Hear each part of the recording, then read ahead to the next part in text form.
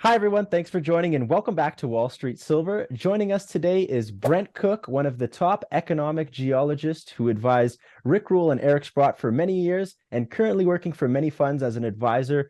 Welcome to Wall Street Silver, Brent. Hey, thanks. Glad to be here. So Brent, I've been talking to you for months. I see you all over the place, whether it's Vancouver or New Orleans or wherever. Thanks for coming on. Your job is to help companies figure out what's an economically viable deposit. As you're an expert geologist, you've been doing this for decades.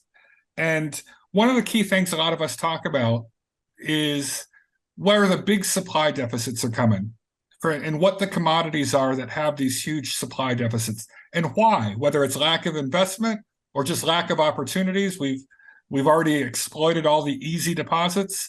And I wanted to get your take. What commodities are you looking at right now that you think have the biggest supply deficits coming at us in the coming years? All right, so that's a good place to start. I think probably the biggest supply deficit I see is coming in the copper market. We can go into that in more detail. Nickel is another one that I think we're going to be short of in the future, and gold and silver as well, deposits. I think those are probably the ones that are most likely to happen. And the reasons behind that, in all cases, are that we haven't been putting enough money over the long term into exploration. It's becoming harder and harder to find new deposits. I mean, most of the deposits that are sticking out of the ground have been found. Now we're looking undercover, blind spots using geophysics and more esoteric methods, if you will. So that makes it harder and more expensive. And then if you do find a deposit, the hurdles and timeline to put that into production are in the 10 to 20 year time frame for a large porphyry copper deposit, if that even comes off. I mean, half of the ones that get found eventually probably aren't going to get built because of other issues related to environment or social, that sort of thing. So that's a real issue. That's why we're facing these deficits. Yeah, a lot of these, whether it's, as you just said, the easy deposits where something's just sticking out of the ground and you could almost trip over it. Those have all been found hundreds of years ago or in the past 100 years. The ones that were close to civilization, those were all found. The big ones were mostly found and exploited and depleted. So the key problem, me as an amateur, I'm just an amateur hack on YouTube, giving my opinion, and Ivan is also. I bring guys like you on, Brent, to sort of share the expertise of what's going on out there. Is it fair to say that the big, easy ones, close to civilization, close to power lines, close to roads, most of those are gone? And so going forward, the deposits that we're going to be finding and exploiting are going to be generally more remote, smaller, and lower grade and higher cost. Is that a fair, accurate description? Sort of. There's still things being found that are at surface, but that's getting rarer and rarer. Near infrastructure, that's an issue because often when you're near infrastructure, you're near population centers, that's an issue. It's a cost issue in terms of exploration. I mean, most of the junior exploration companies, it's getting more and more difficult for them to raise the funds needed to make a discovery because most of the people putting money into these things have got such a short time frame in terms of, okay, I put my money in, 4 months later I can get it out. I want to see a discovery with your first drill program. And because we're drilling blind and looking at these more difficult deposits to define, it takes more time, more drilling, more money, and more geologic interpretation as well, if you know what I mean. So let's say, put it this way, for every one high grade, large economic deposit, the earth made 10 low grade deposits and 100 shit deposits, right? If you can't see what you're drilling, the first few drill holes, they're probably all going to look the same. So it takes much more to make the decision that this is no good. much more money. And that's another issue that's why, it takes a major company throwing money at these over a long period of time to make the discoveries. That's a key point, that the nature, for every one really high grade perfect deposit, there's 10 sort of medium quality deposits and 100, low grade, shit deposits, as you put it. That's a geologic term. Yeah, technical. Thank you for being so technical with us. We appreciate it. But eventually, if you go back hundreds and hundreds of years ago, or even back to the 1800s, what we consider high grade today, they considered junk back then. They wouldn't even touch it, right? I mean, they needed really high grade numbers to justify something back in the 1800s. So those are all gone, right? Those easy to find deposit. What we're looking at now used to be considered horrible, right? What we consider high grade today. So eventually in the future, what we consider really just junk today, those are, the 30 years from now, those are going to be the high grade deposits, wouldn't you say? I hadn't thought of it that way, but that does make sense. Yeah. And when you look at, a good example is Bingham Canyon there, just out of Salt Lake City.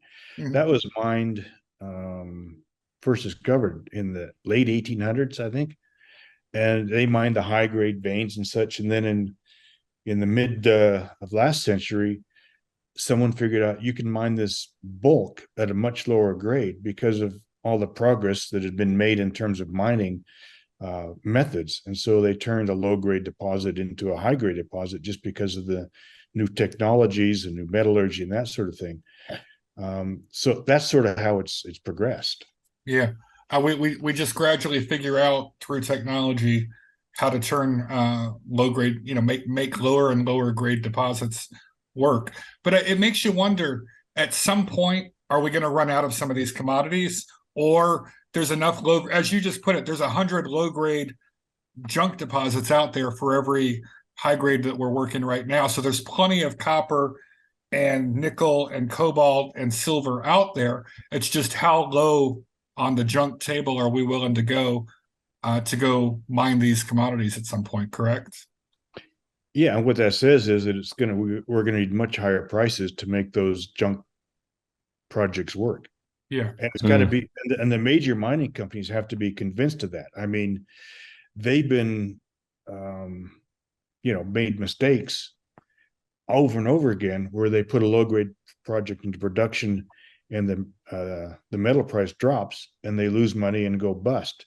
So as a major mining company, you're looking at a discovery and drilling out a resource, but you've got to kind of plan on what's the copper or gold price going to be 10 years down the road when it actually gets into production. Yeah. And that's a big commitment.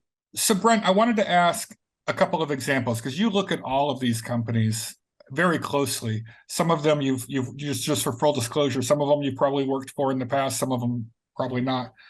But Vizsla Silver, that's a silver company that I know you're on top of. What is it you like about this one, and why do you think this one has a shot long term? Well, this is okay. So they're searching for high grade silver gold veins in the Sierra Madres, right? What they've hit so far tells me they've got a good width in terms of the vein mineralization, which is key. The wider the vein, the lower the cost to mine it. They're getting good grades out of it. And additionally, they've got, 20 kilometers of not strike, but 20 kilometers of ground that have a number of veins with high grade surface sampling and a few drill holes that tell me this is a district we're seeing a district developed. And these are the sorts of projects that major mining companies want to own. So I think it's got a shot at being, producing a decent sized resource and something that a major will buy at some point in the future. Yeah. Another one that I know that you're on top of is Silvercrest Metals. Now this one, it's already built and they're actually scaling up production. It's in Mexico.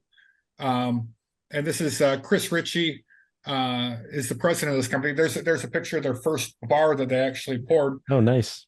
And this is one of those high grade, low cost mines. But But describe what they did here and why it worked, and why people should pay attention to something like this. Okay, well, this is sort of what Vizsla is hoping to get to. And it started off with a number of high-grade surface samples. The drilling confirmed that they had, very high grade, good continuity in mineralization. The mining was fairly simple. The metallurgy was well known, and they built it on time, on budget. This has been a fantastic discovery to production story. This is what you want to find. Yeah, and it's my understanding their cost per ounce for silver is something around $10 an ounce. So even in an environment like this, I mean, everyone on Wall Street Silver, we're kind of, sad because silver's only at, what is it now? It's at $20 an ounce today as we talk. But this company makes money even in a low price environment, right? They're cash flow positive, or they will be once they get completely scaled up to their full production. But this company's already making money even at low prices. So if silver takes off to 25 or even 30 in Ivan's wildest dreams, this is all of a sudden just raking in the money. And this is why you want to pay attention to something like this. Economically viable, right? I think that's exactly right. Yeah. This is a high margin deposit. Even with low gold prices or silver prices, they're not going to go broke. Yeah. Mm-hmm. Another one is El Oro in Bolivia. Now, this is silver, tin, zinc, a lot of them, but it's huge, huge. Why do you like El Oro? Why are you paying attention on this one? I like the size potential of this. It's not, it's a polymetallic deposit. They've got a good deal going down there. Smart guy running it. Quentin's involved in this as well, Quentin Henning, who I've got a lot of respect for. And this just has the size potential to be of interest again to a major mining company. I mean, Pan American is working in where is Bolivia, of course. So I think it's a real shot at turning into an economic polymetallic deposit, and it seems like a good location. I think Bolivia is coming around right now. Now, another one that you mentioned to me that you wanted to talk about is Headwater Gold. Now, I'm not familiar with this one, but tell us what it is about Headwater Gold that you think this one stands out from the pack. All right. Well, I met with them in New Orleans. I was impressed. I went and looked at their projects in Nevada, some of the projects in Nevada. I think it was just last week. And I was extremely impressed. Number one, the management. They're shareholder focused, tight structure, currently about a 16 million Canadian market cap. They structured one of the best joint ventures I've seen with Newcrest Mining, whereas Newcrest committed to spending US $8.5 million on 4 of their projects over the next couple of years. The projects I saw are conceptual, grassroots. They're not real redrilling old holes. And then they've got a few 100% holes. One in particular called Katy in Idaho looks really, no, it's on the Idaho-Oregon border. That has a lot of potential.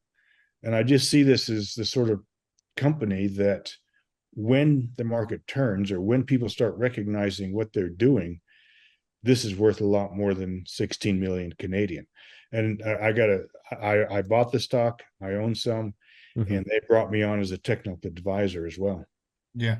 So that's 4 good names for the audience. And I appreciate that because there's so many names out there and so many sort of flimsy companies that people probably should just completely ignore. So we appreciate it when a guy with your level of expertise can come on and give a little bit of opinion and a little bit of background on some different ones that might be worth a risk, worth taking a shot at.